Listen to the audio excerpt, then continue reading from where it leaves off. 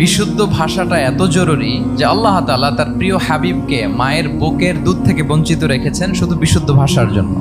একজন মানুষ সর্বপ্রথম কোন জিনিসের প্রেমে পড়ে জানেন? কথার প্রেমে পড়ে। কথার ধরন, কণ্ঠস্বর, তার অ্যাটিটিউড, তার শব্দের জাদু, এটা মানুষের হৃদয়কে জয় করে ফেলে। তো রাসূল সাল্লাল্লাহু আলাইহি ইসলামের এই এলোকোয়েন্স ছিল। তিনি বলতেন আল্লাহ তাআলা আমাকে সর্বমর্ম বাচন ভঙ্গির অধিকারী করেছেন। মানে উনি যেটা বলতেন এটা ছিল very precise in wording but comprehensive in meaning. এটার যে দোতনা, এটার যে appeal to the heart of the people, to the heart of the listener, এটা অসাধারণ। মানুষের হৃদয়কে জয় করে ফেলতো। আল্লাহু আকবার। তিনি এমন ভাবে কথা বলতেন, কথার মাঝখানে পজ দিতেন, মানে একটু থামতেন যাতে করে শ্রোতারা বুঝতে পারে। এত চমৎকার করে ওনার প্রেজেন্টেশন ছিল, বক্তব্য মালাগুলো ছিল বলে যারা শুনতেছে ইজিলি মুখস্থ করে ফেলতে পারত। রাসূল সাল্লাল্লাহু আলাইহি ইসলামের সবচাইতে বড় ভাষণটি ছিল বিদায় হজের ভাষণ, খুব সম্ভবত। ওই ভাষণের টেক্সটগুলোকে যদি একসাথে করা হয় আমার মনে হয় 10 মিনিটের বেশি লাগবে না ওই টেক্সটগুলো পড়তে। তার মানে সবচাইতে বড় যে ভাষণ ওনার, ওটা কত ছিল? 10 থেকে 12 মিনিটের ভাষণ ছিল। আমরা তো ঘন্টার পর ঘন্টা বক্তব্য করি, তারপরেও তো আমরা মানুষের মনকে খুশি করতে পারি না। উনি সেই যে 1400 বছর আগে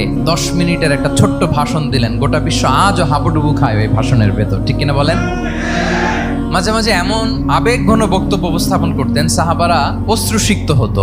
আবার যুদ্ধের ময়দানে যখন কমান্ড করতেন তখন তিনি রেগে যেতেন, উঁচু কণ্ঠে তিনি কথা বলতেন, মনে হচ্ছে একজন সেনাবাহিনীর কমান্ডার তার ব্যাটালিয়নকে কমান্ড করছেন। আল্লাহু আকবার।